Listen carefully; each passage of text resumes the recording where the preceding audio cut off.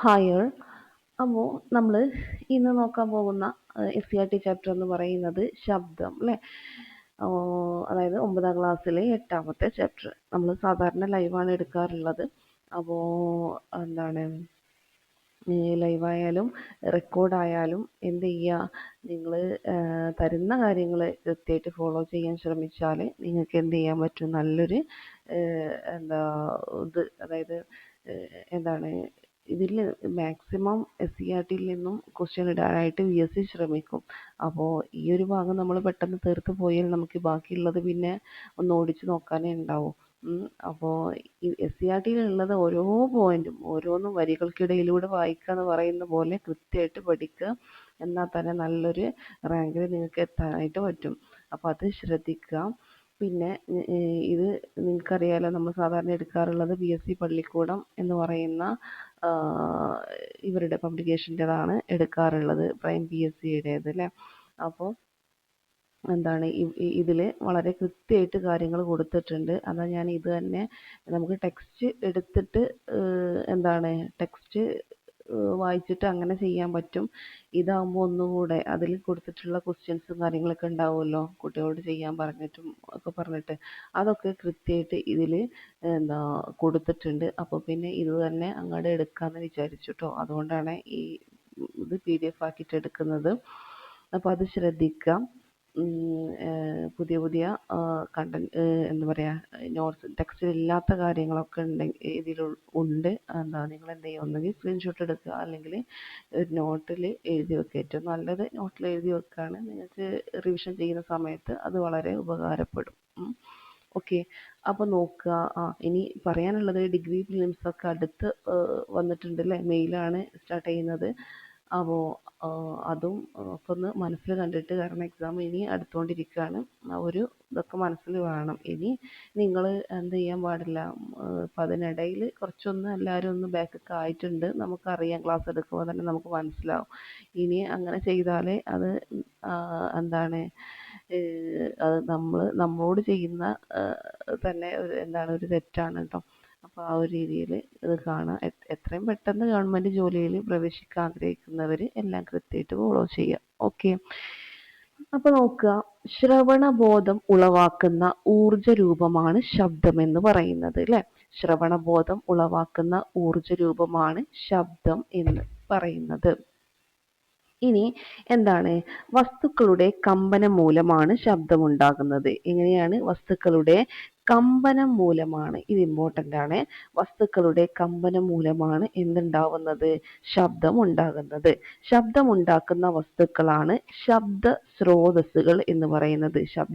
ശബ്ദ സ്രോതസ്സുകൾ എന്ന് വെച്ചാൽ ശബ്ദം ഉണ്ടാക്കുന്ന വസ്തുക്കളാണ്.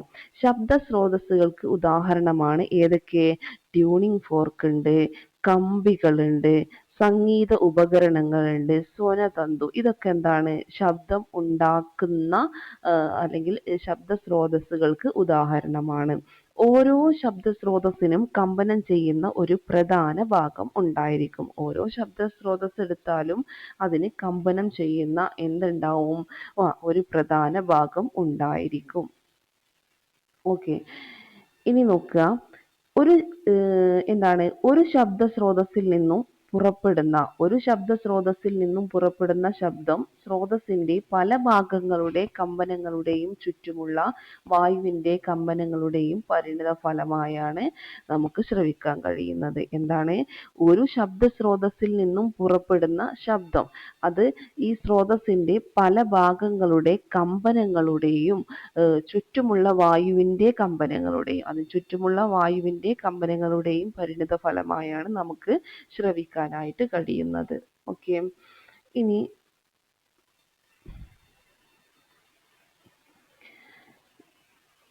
സംഗീത ഉപകരണങ്ങൾ മൂലമുള്ള ശബ്ദം കൂടുതൽ ഇമ്പമുള്ളതാക്കാനും ശബ്ദത്തിന്റെ തീവ്രത വർദ്ധിപ്പിക്കാനും പ്രധാന ഭാഗത്തിന്റെയും അനുബന്ധ ഭാഗങ്ങളുടെയും കമ്പനം സഹായിക്കുന്നു. എന്താ പറഞ്ഞേ, സംഗീത ഉപകരണങ്ങൾ മൂലമുള്ള ശബ്ദം കൂടുതൽ ഇമ്പമുള്ളതാക്കാനും അതുപോലെ ശബ്ദത്തിന്റെ തീവ്രത വർദ്ധിപ്പിക്കാനും പ്രധാന ഭാഗത്തിന്റെയും അനുബന്ധ ഭാഗങ്ങളുടെയും കമ്പനം എന്ത് ചെയ്യുന്നുണ്ട്, സഹായിക്കുന്നുണ്ട്. അത് മനസ്സിലാക്കി വെക്കുക കേട്ടോ. ഇനി മൃദംഗത്തിൽ കമ്പനം ചെയ്യുന്ന പ്രധാന ഭാഗം ഏതാണെന്നറിയോ? മൃദംഗത്തിൽ കമ്പനം ചെയ്യുന്ന പ്രധാന ഭാഗം എന്ന് പറയുന്നത് അതിൻ്റെ തുകലാണ്, അല്ലെങ്കിൽ ഡയഫ്രം. ഓടക്കുഴലിൽ കമ്പനം ചെയ്യുന്ന പ്രധാന ഭാഗം എന്ന് പറയുന്നത് വായുയൂപമാണ്, കോളമാണ് എന്തെന്ന് പറയുന്നത് ഓടക്കുഴലിൽ കമ്പനം ചെയ്യുന്ന പ്രധാന ഭാഗം. മൃദംഗത്തിൽ തുകലും ഓടക്കുഴലിൽ വായുയൂപവും, അല്ലേ? ഓക്കെ. ഇനി ഗിറ്റാർ എടുത്താൽ അവിടെ എന്താണ്? അവിടെ കമ്പികളാണ് എന്ത് ചെയ്യുന്നത്? കമ്പനം ചെയ്യുന്ന പ്രധാന ഭാഗം എന്ന് പറയുന്നത്. പ്രധാന ഭാഗമായോ അനുബന്ധ ഭാഗമായോ വായു കമ്പനം ചെയ്യുന്ന സംഗീത ഉപകരണങ്ങൾ കൊടുത്തിട്ടുണ്ട്. ഏതൊക്കെ? ഓടക്കുഴല്, അതുപോലെ എന്താണ്, ക്ലാർനെറ്റ്, ഓബോ, ഷഹനായി, അതുപോലെ സാക്സോഫോണ്, ബാസൂണ്. ഇതൊക്കെ എന്താണ്? പ്രധാന ഭാഗമായോ അനുബന്ധ ഭാഗമായോ വായു കമ്പനം ചെയ്യുന്ന സംഗീതോപകരണങ്ങളാണ്. ഓടക്കുഴൽ നമ്മൾ പറഞ്ഞു, പിന്നെ ക്ലാർനെറ്റ് ഉണ്ട്, ഓബോ, ഷഹനായി, സാക്സോഫോണ്, ബാസൂണ്. കിട്ടുമല്ലോ. ഓടക്കുഴൽ, ക്ലാർനെറ്റ്, ഓബോ, ഷഹനായി, സാക്സോഫോണ്, ബാസൂണ്. ഇതൊക്കെ ഒന്ന് ജസ്റ്റ് ഒന്ന് മനസ്സിൽ ഓർത്തു വെച്ചാൽ മതി കേട്ടോ. ഓക്കെ. ഇനി ഇവിടെ കൊടുത്തിട്ടുണ്ട് സംഗീത ഉപകരണങ്ങളും കമ്പനം ചെയ്യുന്ന ഭാഗവും എന്ന് പറഞ്ഞ് കൊടുത്തിട്ടുണ്ട്. ഇവിടെ ആദ്യം എടുത്തിട്ടുള്ളത് വീണയാണ്, അല്ലേ? വീണയിൽ കമ്പനം ചെയ്ത് ശബ്ദം പുറപ്പെടുവിക്കുന്ന പ്രധാന ഭാഗം ഏതാണ്? അതിൻ്റെ സ്ട്രിങ്സ് അല്ലെങ്കിൽ കമ്പികളാണ്. അതിന് അനുബന്ധമായി കമ്പനം ചെയ്യുന്ന ഭാഗങ്ങൾ എന്താ? അവിടെ അനുബന്ധമായിട്ട് കമ്പനം ചെയ്യുന്നത്, വീണ എടുത്താൽ അതിൻ്റെ അവിടെ വായു ഉണ്ടാവും, അതുപോലെ എന്തുണ്ടാവും? അതിൻ്റെ ചട്ടക്കൂട്, അല്ലേ? ഇനി വയലിനാണ് നമ്മൾ എടുക്കുന്നതെങ്കിൽ അവിടെയും കമ്പനം ചെയ്ത് പുറപ്പെടുവിക്കുന്ന പ്രധാന ഭാഗം അതേതാണ്? അത് കമ്പികളാണ്. പിന്നെന്താണ്? അതിന് അനുബന്ധമായിട്ട് കമ്പനം ചെയ്യുന്ന ഭാഗങ്ങൾ എന്ന് പറയുന്നത് സൗണ്ട് ബോർഡ് ഉണ്ട്, ബ്രിഡ്ജ് ഉണ്ട്, വായു ഉണ്ട്. സൗണ്ട് ബോർഡ്, ബ്രിഡ്ജ്, വായു. ഇതെന്ത് ചെയ്യും? വയലിന് അനുബന്ധമായി കമ്പനം ചെയ്യുന്ന ഭാഗങ്ങളാണ് കേട്ടോ. ഓക്കെ. ഇനി ഇലത്താളം എടുക്കുകയാണെങ്കിൽ അതിൽ കമ്പനം ചെയ്യുന്നത് അത് ലോഹത്തകിടാണ്. എന്താണ്? മെറ്റൽ പ്ലേറ്റ് അല്ലെങ്കിൽ ലോഹത്തകിടാണ് ഇലത്താളത്തിൽ കമ്പനം ചെയ്ത് ശബ്ദം പുറപ്പെടുവിക്കുന്ന പ്രധാന ഭാഗം എന്ന് പറയുന്നത്. അതിൻ്റെ അനുബന്ധമായിട്ട് കമ്പനം ചെയ്യുന്ന ഭാഗങ്ങളാണ് ഏതെന്ന് പറയുന്നത്? അത് ഉപരിതലം മുഴുവൻ, ഹോൾ ബോഡി എന്ത് ചെയ്യും? അനുബന്ധമായിട്ട് കമ്പനം ചെയ്യും. ഇനി തബലയാണ് നമ്മൾ എടുക്കുന്നതെങ്കിൽ നമ്മൾ നേരത്തെ പറഞ്ഞു കമ്പനം ചെയ്ത് ശബ്ദം പുറപ്പെടുവിക്കുന്ന പ്രധാന ഭാഗം ഏതാണ്? അത് തുകലാണ്. അനുബന്ധമായിട്ട് കമ്പനം ചെയ്യുന്ന ഭാഗങ്ങൾ എന്തൊക്കെയെന്ന് ചോദിച്ചാൽ ഡ്രം ഹെഡ് ഉണ്ട്, അതുപോലെ വായുയൂപം ഉണ്ട്. ഡ്രം ഹെഡ്, അതുപോലെ വായുയൂപം എന്ത് ചെയ്യും? അനുബന്ധമായിട്ട് കമ്പനം ചെയ്യും.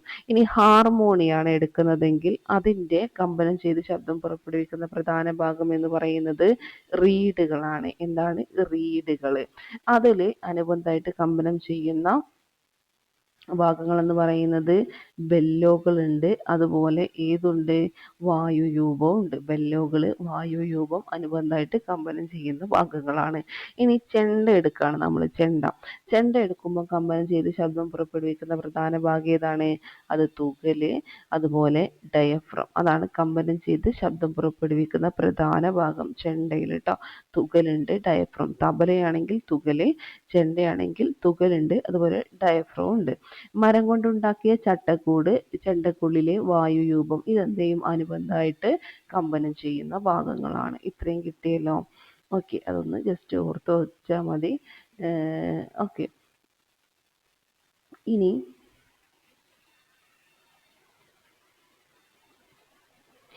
ജീവികളും കമ്പനം ചെയ്യുന്ന ഭാഗവും കൊടുത്തിട്ടുണ്ട്.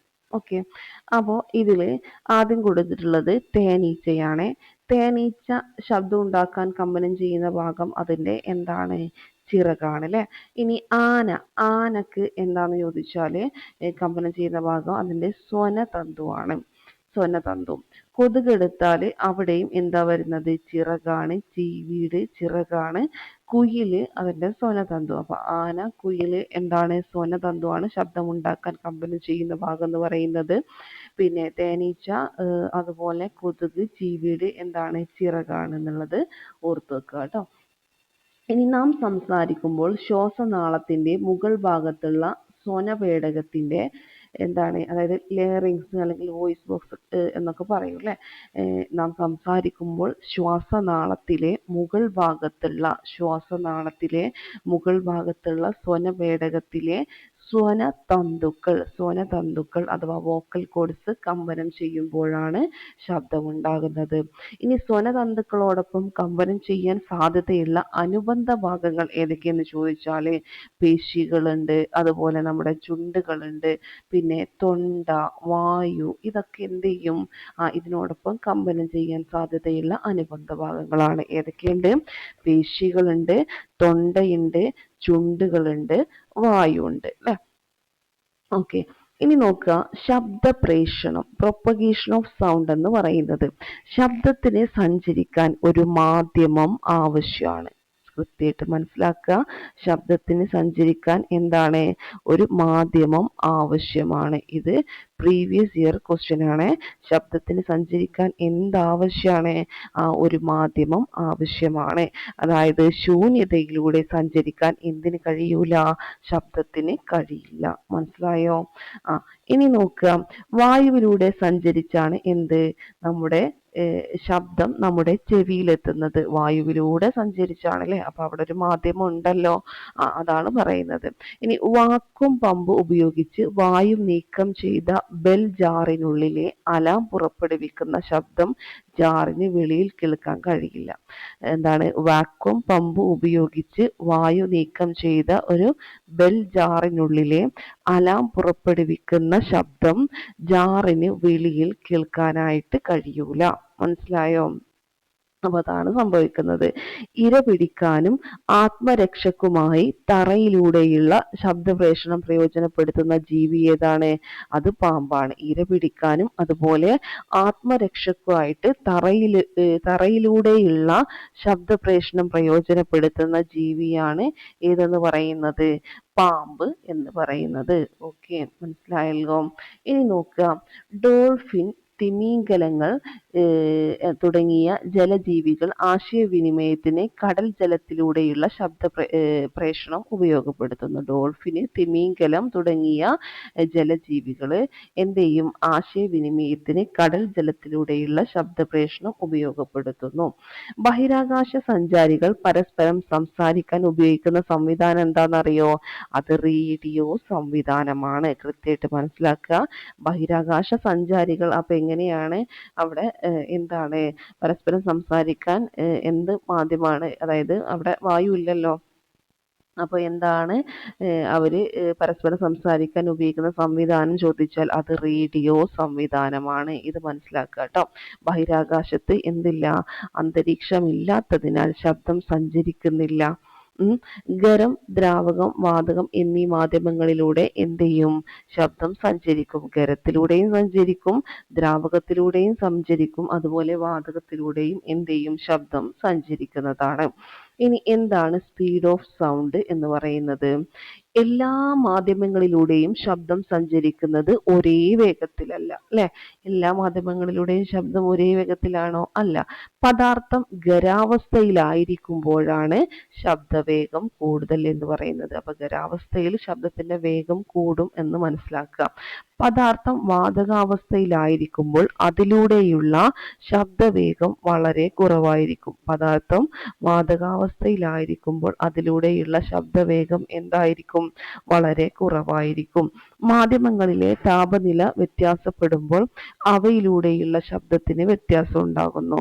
താപനില കൂടുമ്പോൾ എന്തും കൂടും? ശബ്ദവേഗവും കൂടുന്നു. താപനില കൂടുമ്പോൾ ശബ്ദത്തിന്റെ വേഗവും എന്ത് ചെയ്യുന്നുണ്ട്? കൂടുന്നുണ്ട്. താപനില കൂടുമ്പോൾ ശബ്ദവേഗവും കൂടുന്നു എന്നുള്ളത് ഒന്ന് നോട്ട് ചെയ്യാം കേട്ടോ. ഓക്കെ ഓക്കെ അപ്പോൾ നമ്മൾ എന്താണ് പദാർത്ഥത്തിൻ്റെ അവസ്ഥയും ശബ്ദവേഗവുമാണ് നോക്കുന്നത്. പദാർത്ഥത്തിൻ്റെ അവസ്ഥ ഖരാവസ്ഥയിൽ ഏതൊക്കെയാ? അലൂമിനിയം, സ്റ്റീൽ അല്ലേ. അതെന്താണ് അതിൻ്റെ ശബ്ദവേഗം എന്ന് പറയുന്നത് 6423 മീറ്റർ പെർ സെക്കൻഡ് ആണ്. ഏത് ഊഷ്മാവ് കൂടെ ശ്രദ്ധിക്കാം. ഏതിലാണ്? 25 ഡിഗ്രി സെൽഷ്യസിൽ അല്ലേ. ഓക്കെ, അപ്പം 6423 മീറ്റർ പെർ സെക്കൻഡ്. സ്റ്റീലിലാണെങ്കിൽ അതെന്താണ്? അത് 5944 മീറ്റർ പെർ സെക്കൻഡ്. 6423 ഏതിലാണ്? അലുമിനിയം സ്റ്റീലാണെങ്കിൽ അത് 5944. ഇനി ദ്രാവകാവസ്ഥയിലുള്ളത് ഏത്? കടൽ ജലം എടുത്തിട്ടുണ്ട്, ശുദ്ധജലം. കടൽ ജലത്തിൽ 1525 മീറ്റർ പെർ സെക്കൻഡ് ആണ് ശബ്ദവേഗം. ഇനി 1485 മീറ്റർ പെർ സെക്കൻഡ് ആണ് ഏതിലെ? ശുദ്ധജലത്തിലുള്ളത്. ഇനി വാതകം അല്ലെ, ഹീലിയം വായു എടുത്തിട്ടുണ്ട്. ഹീലിയം ആകുമ്പം അവിടെ 968 മീറ്റർ പെർ സെക്കൻഡ് ആണ്. ഇത് എന്താണ്?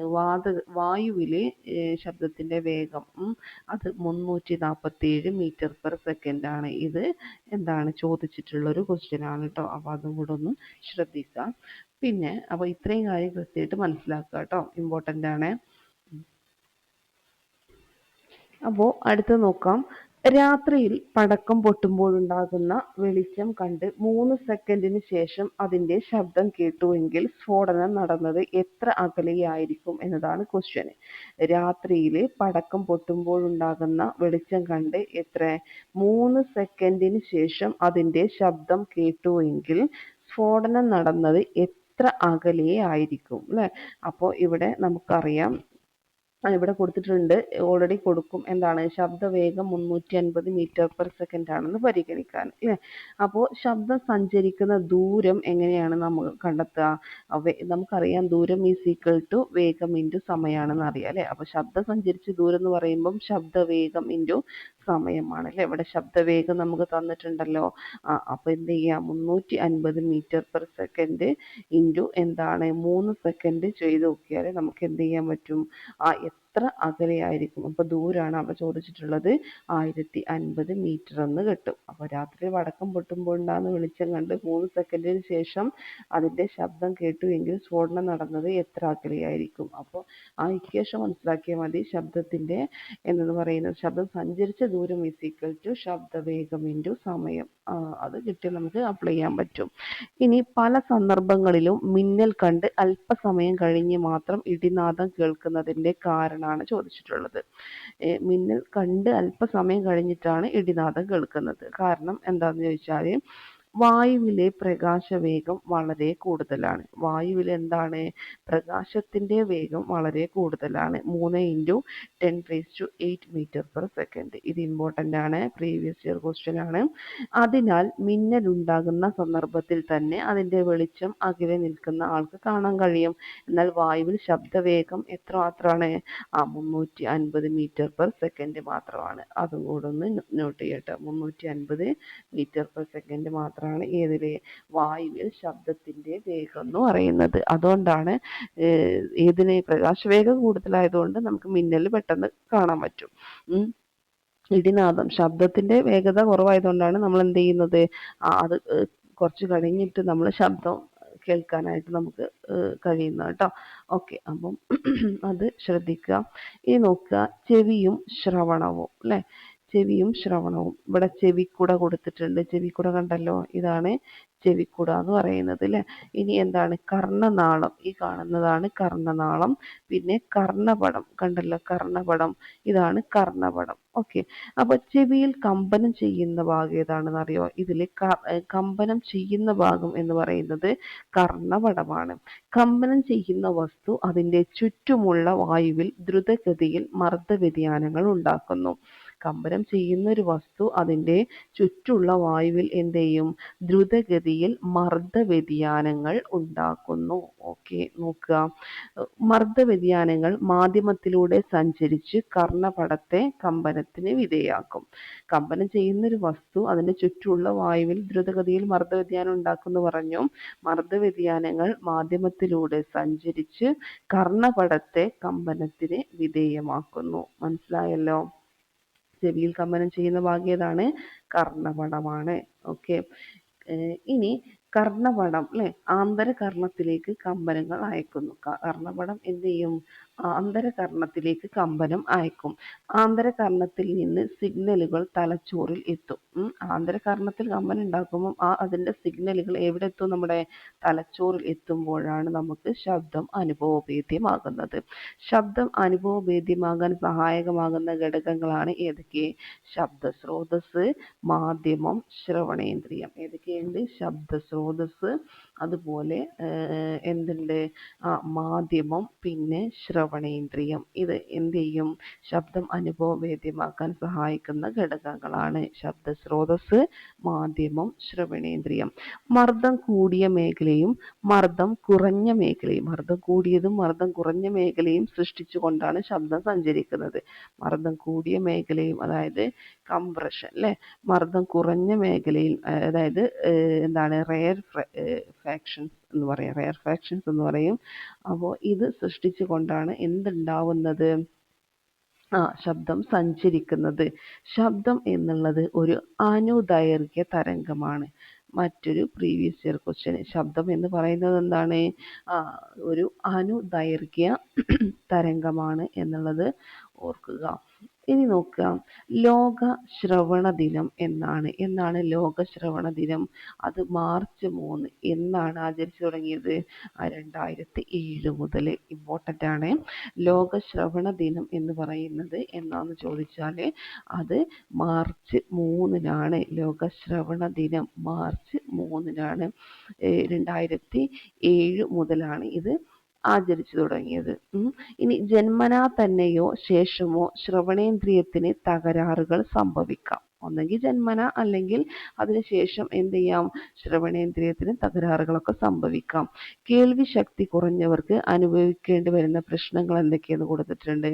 ആശയവിനിമയത്തിന് തടസ്സം ഉണ്ടാവും, അതുപോലെ അപകട സാധ്യത, ഒറ്റപ്പെടൽ അല്ലെങ്കിൽ ഏകാന്തത അല്ലെ, പിന്നെ അതുപോലെ സാമൂഹികമായി പാർശ്വവൽക്കരിക്കപ്പെടുന്നവരുണ്ട്, പിന്നെ എന്തുണ്ട്? സംസാരശേഷി കൈവരിക്കുന്നതിൽ നേരിടുന്ന ബുദ്ധിമുട്ട് അല്ലെ, സംസാരശേഷി കൈവരിക്കാൻ ബുദ്ധിമുട്ടായിരിക്കും അല്ലെ. ശബ്ദം, നമ്മൾ ഒരാളോട് സംസാരിക്കുമ്പോൾ നമുക്ക് ഇങ്ങോട്ടും ശബ്ദം കേട്ടാൽ മാത്രമല്ലേ ഉള്ളൂ എന്ത് ചെയ്യാൻ പറ്റുള്ളൂ? പ്രതികരിക്കാൻ പറ്റുള്ളൂ.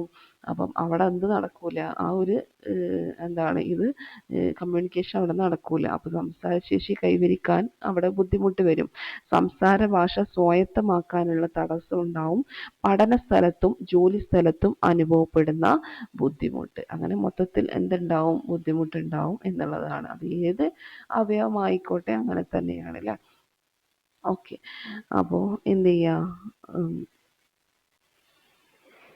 ഇത് നോക്കുക. കേൾവിശക്തി കുറഞ്ഞവരോട് സ്വീകരിക്കേണ്ട സമീപനം കൊടുത്തിട്ടുണ്ട്. കേൾവിശക്തി കുറഞ്ഞവരോട് എങ്ങനെയൊക്കെ നമ്മൾ സമീപിക്കേണ്ടത്?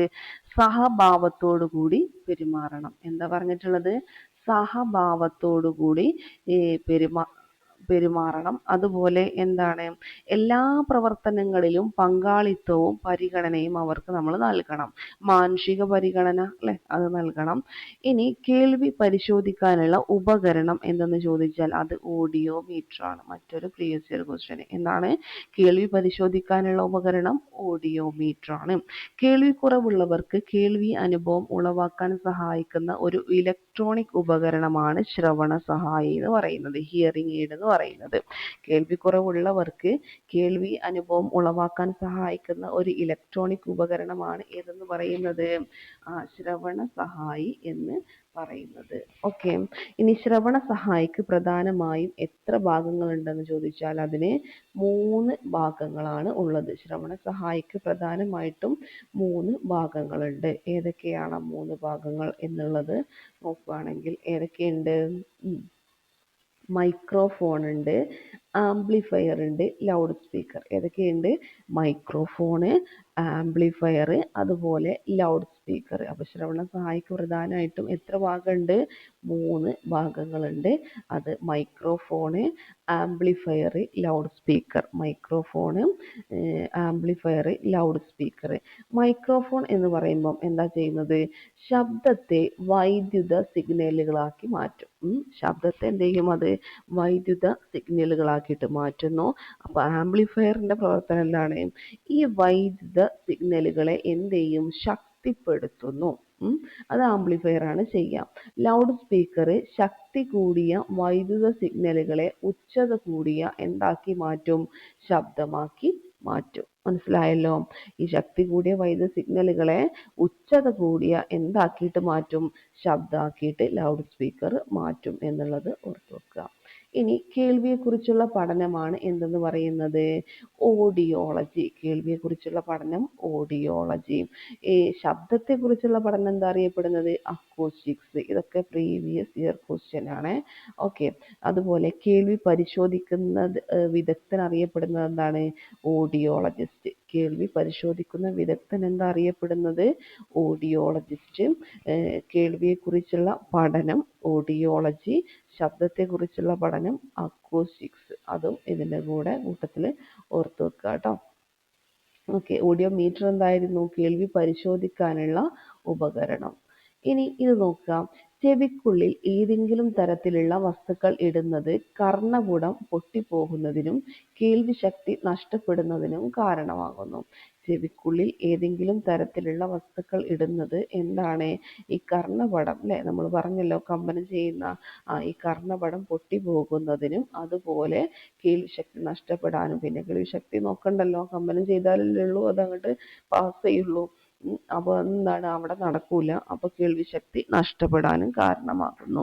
ഇനി ചെവിക്കുള്ളിൽ ഏതെങ്കിലും തരത്തിലുള്ള മുറിവാണ് സംഭവിക്കുന്നതെങ്കിൽ ചെവിയുടെ ഘടനയുടെ പ്രത്യേകത മൂലം മുറിവ് ഉണങ്ങി വരാൻ പ്രയാസമാണ്. ഇത് എന്ത് ചെയ്യും? അണുബാധ ഉണ്ടാക്കുകയും കേൾവി ശക്തിയെ ബാധിക്കുകയും ചെയ്യുന്നു. അപ്പോൾ അത്രയും നമ്മൾ സൂക്ഷിക്കണം എന്നർത്ഥം. ഇനി ശ്രവണ തകരാറുകളെ അതിജീവിച്ച് ജീവിത വിജയം നേടിയ മഹത് വ്യക്തികളാണ് ബീത്തോവൻ, അതുപോലെ ഹെലൻ കെല്ലർ അല്ലെ. ബീത്തോവൻ, ഹെലൻ കെല്ലർ പിന്നെ അറിയുന്നുണ്ടാവും. ഇനി ബീത്തോവൻ അല്ലെ, ശ്രവണ തകരാറുകളെ അതിജീവിച്ച് ജീവിത വിജയം നേടിയ മഹത് വ്യക്തികളാണ് ബീത്തോവൻ, അതുപോലെ ഹെലൻ കെല്ലർ. ഇത് രണ്ടും എന്ത് ചെയ്യുക?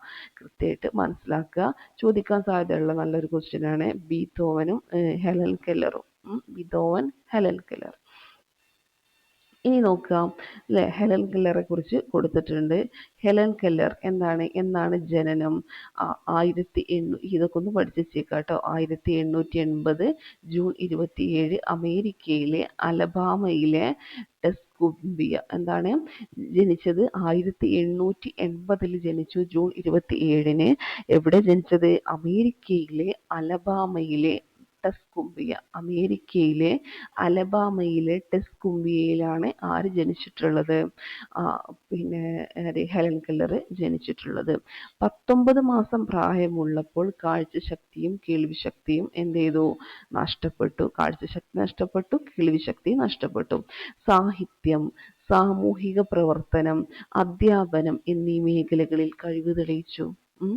അപ്പോൾ ആനി സള്ളിവനായിരുന്നു അധ്യാപിക.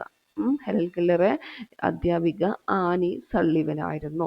മാനവരാശിക്ക് മുഴുവൻ അതിജീവനത്തിന്റെ അത്ഭുത വിളക്കായി മാറിയ പ്രതിഭയാണ് ഹെലൻ കെല്ലർ എന്ന് പറയുന്നത്. ആത്മകഥ the story of my life അല്ലെ, ഇമ്പോർട്ടൻ്റ് ആണ്. ഹെലൻ കെല്ലറിന്റെ ആത്മകഥയാണ് the story of my life. The story of my life എന്നുള്ളത് അത് എന്ത് ചെയ്യുക? ഓർത്തു വെക്കുക കേട്ടോ. ഓക്കെ. അപ്പോൾ ആനി സള്ളിവനാണ് അധ്യാപിക. അതുപോലെ എന്താണ് ജനനം? 1880 ജൂൺ 27 അമേരിക്കയിലെ അലബാമയിലെ ടെസ്കുംബിയയിലാണ് എന്നുള്ളത് കൂടെ കൃത്യമായിട്ട് മനസ്സിലാക്കുക. ഇനി അടുത്ത ആളായിരുന്നു ആര്? ബീത്തോവൻ. കേട്ടിട്ടുണ്ടോ?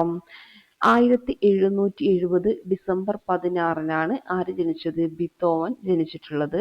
പൂർണ്ണനാമം ലൂഡിഗ് വാൻ ബീത്തോവൻ. അതൊന്ന് ഓർത്തു വെക്കുക കേട്ടോ. ഓക്കെ. ലോകപ്രശസ്ത ജർമ്മൻ സംഗീതജ്ഞനും പിയാനോ വിദ്വാനുമായിരുന്നു. ലോകപ്രശസ്ത ജർമ്മൻ സംഗീതജ്ഞനും പിയാനോ വിദ്വാനുമായിരുന്നു. പാശ്ചാത്യ സംഗീത ലോകം ഉദാത്തതയുടെ കാലത്ത് നിന്ന് കാൽപ്പനികതയുടെ കാലത്തേക്കുള്ള പരിണാമ പ്രക്രിയയിൽ പ്രധാന പങ്ക് വഹിച്ച വ്യക്തിയാണ്.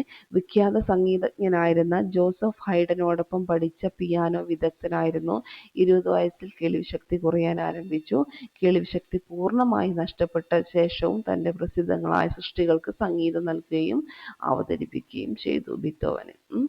ഇനി കൊടുത്തിട്ടുള്ളത് നമുക്ക് പഠിക്കാനുള്ളത് സംഗീതവും ഒച്ചയും അല്ലെ. എന്താണ് ഈ മ്യൂസിക്, അതുപോലെ നോയ്സ്? ക്രമമായ കമ്പനത്തോടെ ഉണ്ടാകുന്നതും കേൾക്കാൻ ഇമ്പമുള്ളതുമായ ശബ്ദമാണ് എന്തെന്ന് പറയുന്നത്? സംഗീതം എന്ന് പറയുന്നത്.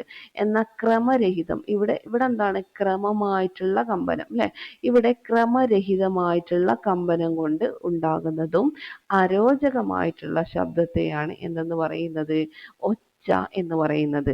ഒച്ച ആരോഗ്യത്തെയും മാനസികവും വൈകാരികവുമായ തലങ്ങളെയും ബാധിക്കും. ഒച്ച എന്തെയും? ആരോഗ്യത്തെ ബാധിക്കും, മാനസികവും വൈകാരികവുമായിട്ടുള്ള തലങ്ങളെയും എന്ത് ചെയ്യുന്നുണ്ട്? ബാധിക്കുന്നുണ്ട്. ഓക്കെ. ഇനി ഇവിടെ കൊടുത്തിട്ടുണ്ട് ശബ്ദവും അതുപോലെ അതിൻ്റെ തീവ്രതയും അല്ലെ. ശബ്ദവും തീവ്രതയും. ശബ്ദം ഡെസിബൽ അല്ലെ, ഉച്ചത. ചെവിക്ക് വേദന ഉണ്ടാക്കുന്ന ശബ്ദം എത്രയാണെന്ന് അറിയോ? 120 ഡെസിബലിൽ കൂടുതലാണെങ്കിൽ അത് ചെവിക്ക് വേദന ഉണ്ടാക്കും. ചെവിക്ക് വേദന ഉണ്ടാക്കുന്ന ശബ്ദം ചോദിച്ചാൽ 120 ഡെസിബലിൽ കൂടുതലാണ്. ഇനി ജെറ്റ് എഞ്ചിൻ എത്രയാണ്? 100 മീറ്റർ അകലെ അല്ലെ, 100 മീറ്റർ അകലെയുള്ള ജെറ്റ് എഞ്ചിനെ അതിൻ്റെ ഡെസിബൽ എത്ര, ഉച്ചത എത്ര ഡെസിബലിലാണെന്ന് ചോദിച്ചാൽ 110 to 140. 110, 140 ജെറ്റ് എഞ്ചിന് 100 മീറ്റർ അകലെയാണെങ്കിൽ 110 to 140 ആണ് എന്തെന്ന് പറയുന്നത് അതിൻ്റെ ഉച്ചത. ഇനി വാഹന തിരക്കേറിയ ഒരു റോഡ് നോക്കുകയാണെങ്കിൽ അവിടെ 80-90 വാഹന തിരക്കേറിയ റോഡ്. കാറാണെങ്കിൽ 60 to 80. സാധാരണ സംഭാഷണമാണെങ്കിൽ എന്താണ് അവിടെ? 40 മുതൽ 60 ഡെസിബൽ വരെയാണ് ഉച്ചത വരുന്നത്. ഇലകളുടെ മർമ്മരം ഒരു തവണ ചോദിച്ചിട്ടുണ്ട്. 10 ഡെസിബലാണ് കേട്ടോ. 10 ഡെസിബലാണ് എന്തെന്ന് പറയുന്നത്? ഇലകളുടെ മർമ്മരം വരുന്നത്. സാധാരണ ശബ്ദം എത്രയാണ്? 40 to 60, കാറ് 60 to 80, വാഹന തിരക്കേറിയ റോഡ് 80 to 90. പിന്നെ ജെറ്റ് എഞ്ചിൻ ആകുമ്പം 110 to 140. ചെവിക്ക് വേദന ഉണ്ടാക്കുന്ന ശബ്ദം 120 കൂടുതലാണ്. ശബ്ദം ഒരാളിൽ ഉണ്ടാക്കുന്ന കേൾവി അനുഭവത്തിൻ്റെ അളവിനെയാണ് ഉച്ചത അല്ലെങ്കിൽ ലൗഡ്നെസ് എന്ന് പറയുന്നത്. ശബ്ദം ഒരാളിൽ ഉണ്ടാക്കുന്ന കേൾവി അനുഭവത്തിൻ്റെ അളവിനെ എന്ത് പറയാം? ഉച്ചത എന്ന് പറയാം. ഇനി ഉച്ചതയുടെ യൂണിറ്റ് ആണ് ഏതെന്ന് പറയുന്നത്? ഡെസിബൽ അല്ലേ. dB എന്നുള്ളത് കൊണ്ട് സൂചിപ്പിക്കും. ഡെസിബൽ എന്ന് പറഞ്ഞാൽ എന്താണ്? ഉച്ചതയുടെ യൂണിറ്റ് ആണ്. അപ്പോൾ ഉച്ചത അളക്കാൻ ഉപയോഗിക്കുന്ന ഉപകരണം ഏതാണ്? ശബ്ദം അളക്കാൻ നമ്മൾ എന്താ പറഞ്ഞേ? ഓഡിയോമീറ്റർ അല്ലേ. ഉച്ചത അളക്കാനാണ് ഏതെന്ന് പറയുന്നത്? ഡെസിബൽ മീറ്റർ എന്ന് പറയുന്നത്. ഉച്ചതയുടെ യൂണിറ്റ് എന്താണ്? ഡെസിബൽ ആണ്. ഉച്ചത അളക്കാൻ ഉപയോഗിക്കുന്ന ഉപകരണം ഡെസിബൽ മീറ്റർ. ഉച്ചത്തിലുള്ള ശബ്ദം ചെവിക്ക് എന്തുണ്ടാക്കും? ദോഷം ഉണ്ടാക്കും. മനുഷ്യരെയും മറ്റ് ജീവജാലങ്ങളെയും ദോഷകരമായി ബാധിക്കുന്ന വിധത്തിൽ അസഹ്യവും അസ്വസ്ഥത ഉളവാക്കുന്നതും അനാവശ്യവുമായ ശബ്ദ സൃഷ്ടിയാണ് ശബ്ദമലിനീകരണം. മനുഷ്യരെയും മറ്റ് ജീവജാലങ്ങളെയും ദോഷകരമായി ബാധിക്കുന്ന വിധത്തിൽ അസഹ്യവും അതുപോലെ അസ്വസ്ഥത ഉളവാക്കുന്നതും അനാവശ്യവുമായിട്ടുള്ള ശബ്ദ സൃഷ്ടിയാണ് ശബ്ദ മലിനീകരണം എന്നതുകൊണ്ട്, നോയിസ് പൊല്യൂഷൻ എന്നതുകൊണ്ട് ഉദ്ദേശിക്കുന്നത്. ഇനി ശബ്ദ മലിനീകരണത്തിന്റെ കാരണങ്ങൾ എന്താണ്? വർദ്ധിച്ചു വരുന്ന വാഹനങ്ങളുടെ എണ്ണം ഒരു കാരണമാണ്. പ്രചരണ സംവിധാനങ്ങളെ, നിർമ്മാണ പ്രവർത്തനങ്ങൾ. ഓക്കെ. ശബ്ദ മലിനീകരണം കുറക്കുന്നതിനായിട്ട് സ്വീകരിക്കേണ്ട നടപടികൾ കൊടുത്തിട്ടുണ്ട്. ഖനികളിലും നിർമ്മാണ മേഖലയിലും മറ്റും ജോലി ചെയ്യുന്നവർ ചെവിയുടെ സംരക്ഷണത്തിനായിട്ട് ഇയർ മഫ്സ് ഉപയോഗിക്കുക. ശബ്ദ മലിനീകരണത്തിൽ നിന്ന് രക്ഷ നേടാൻ ധാരാളം മരങ്ങൾ വച്ച് പിടിപ്പിക്കുക. പവർ കൂടിയ യന്ത്രങ്ങൾ, ഉപകരണങ്ങൾ ഇവ പ്രവർത്തിക്കുന്ന സ്ഥലങ്ങളിൽ കർണ സംരക്ഷണത്തിനായിട്ട് ഇയർ പ്ലഗ് പോലുള്ള ഉപാധികൾ ഉപയോഗിക്കുക. വാഹനങ്ങളിൽ എന്തുപയോഗിക്കുക? എയർ ഹോണുകൾ ഉപയോഗിക്കരുത്. എയർ ഹോണുകൾ വാഹനങ്ങളിൽ എന്ത് ചെയ്യരുത്? ഉപയോഗിക്കരുത്. ഇനി നോക്കുക, റസൂൽ പൂക്കുട്ടി അല്ലെ.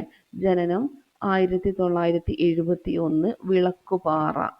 അതായത് എവിടെയാണ് റസൂൽ പൂക്കുട്ടി ജനിച്ചിട്ടുള്ളത്? അഞ്ചൽ കേട്ടോ. കൊല്ലത്തെ അഞ്ചലിലാണ് ആര്? റസൂൽ പൂക്കുട്ടി ജനിച്ചിട്ടുള്ളത്. കൊല്ലത്തെ അഞ്ചൽ. ഇനി എന്താണ്? 1971 ആണ് ജനിച്ചിട്ടുള്ളത്. എന്താണ്? സ്ലം ഡോഗ് മില്യനെയർ എന്ന ചിത്രത്തിലെ ശബ്ദ മിശ്രണത്തിന്, ഏത്? സ്ലം ഡോഗ് മില്യനെയർ എന്ന ചിത്രത്തിലെ ശബ്ദമിശ്രണത്തിന് 2009 എന്ത് കിട്ടി? ഓസ്കാർ പുരസ്കാരം ലഭിച്ച ഇന്ത്യൻ സൗണ്ട് എഞ്ചിനീയറാണ്. അതായത് ലഭിച്ച മറ്റു പുരസ്കാരങ്ങൾ ബ്രിട്ടനിലെ ബാഫ്ത അവാർഡ് ലഭിച്ചിട്ടുണ്ട്, അമേരിക്കയുടെ സിനിമ ഓഡിയോ സൊസൈറ്റി അവാർഡ് ലഭിച്ചിട്ടുണ്ട്, പത്മശ്രീ പുരസ്കാരവും ലഭിച്ചിട്ടുണ്ട്. എന്തൊക്കെ? ബ്രിട്ടനിലെ ഏത് ബാഫ്ത അവാർഡ്, അമേരിക്കയുടെ സിനിമ ഓഡിയോ സൊസൈറ്റി അവാർഡ്, അതുപോലെ പത്മശ്രീ പുരസ്കാരം. അപ്പോൾ 2009 എന്ത് ലഭിച്ചത്? ഓസ്കാർ ലഭിച്ചിട്ടുള്ളത്. കൊല്ലത്തെ അഞ്ചലിലാണ് ജനനം. സ്ലം ഡോഗ് മില്യനെയർ എന്ന ചിത്രത്തിലെ ശബ്ദമിശ്രണത്തിനാണ് ലഭിച്ചിട്ടുള്ളത്.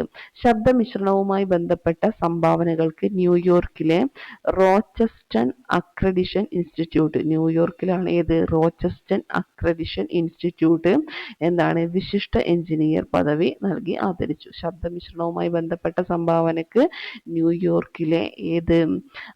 റോച്ചസ്റ്റൺ അക്രഡിഷൻ ഇൻസ്റ്റിറ്റ്യൂട്ട് വിശിഷ്ട എഞ്ചിനീയർ പദവി നൽകി ആദരിച്ചു. Academy of motion pictures and science ശബ്ദമിശ്രണത്തിലേക്കുള്ള അവാർഡ് കമ്മിറ്റിയിൽ അംഗമാകുന്ന ആദ്യത്തെ ഏഷ്യക്കാരനാണ് ആരെന്ന് പറയുന്നത്? Resul Pookutty. Academy of motion pictures അല്ലെ, academy of motion pictures and science ശബ്ദമിശ്രണത്തിലേക്കുള്ള അവാർഡ് കമ്മിറ്റിയിൽ അംഗമാകുന്ന എന്താണ്? ആദ്യത്തെ ഏഷ്യക്കാരനാണ്. Academy of motion pictures and science ശബ്ദമിശ്രണത്തിലേക്കുള്ള അവാർഡ് കമ്മിറ്റിയിൽ അംഗമാകുന്ന ആദ്യ ഏഷ്യക്കാരൻ ചോദിച്ചാൽ അപ്പോൾ റസൂൽ പൂക്കുട്ടിയാണ്. ഇനി നമ്മൾ നേരത്തെ പറഞ്ഞ ശബ്ദ മലിനീകരണം കുറക്കാനുള്ള നടപടികൾ ഈ ഒരു സൈഡിൽ കൊടുത്തിട്ടുണ്ട്. വാഹനങ്ങളുടെ സൈലൻസറുകൾ ശരിയായ വിധത്തിൽ പ്രവർത്തിക്കുന്നു എന്ന് ഉറപ്പുവരുത്തുക. ഹോൺ ടൈപ്പ് ലൗഡ് സ്പീക്കറുകൾക്ക് പകരം ബോക്സ് ടൈപ്പ് ലൗഡ് സ്പീക്കറുകൾ ഉപയോഗിക്കുക. പിന്നെന്താണ്? രാവിലെ 6 മണിക്ക് മുമ്പും രാത്രി 10 മണിക്ക് ശേഷവും പൊതുസ്ഥലങ്ങളിൽ ലൗഡ് സ്പീക്കറുകൾ ഉപയോഗിക്കരുത്. ആശുപത്രികൾ, വിദ്യാലയങ്ങൾ, കോടതികൾ തുടങ്ങിയവയുടെ പരിസരത്ത് ഉച്ചത്തിലുള്ള ശബ്ദം ഒഴിവാക്കുക. പിന്നെ തുടർ പ്രവർത്തനങ്ങളും ഇതിൽ കൊടുത്തിട്ടുണ്ട്. ചുവടെ കൊടുത്തിരിക്കുന്ന ശബ്ദ സ്രോതസ്സുകളുടെ ഏത് ഭാഗം കമ്പനം ചെയ്യുമ്പോഴാണ് കമ്പനം ഉണ്ടാകുന്നത് അല്ലെ? നമ്മളിതൊക്കെ നോക്കിയതാണ്. ഡ്രംസ് കൊടുത്തിട്ടുണ്ട്, മദ്ദളം കൊടുത്തിട്ടുണ്ട്, ബ്യൂഗിൾ. ബ്യൂഗിൾ എന്താണ്? വായുവാണ് കേട്ടോ. ഇതിൽ ബ്യൂഗിളിൽ വായു കമ്പനം ചെയ്യുമ്പോഴാണ് എന്തുണ്ടാകുന്നത്?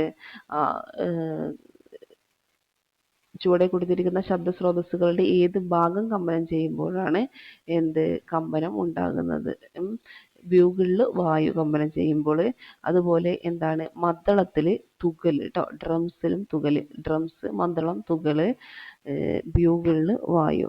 ഇനി കൂട്ടത്തിൽ പെടാത്തവ കണ്ടെത്തുക. കൂട്ടത്തിൽ പെടാത്തതിന് കാരണം എഴുതാനുണ്ട്. ഷഹനായി, വയലിന്, നാദസ്വരം, അതുപോലെ ഹാർമോണിയം.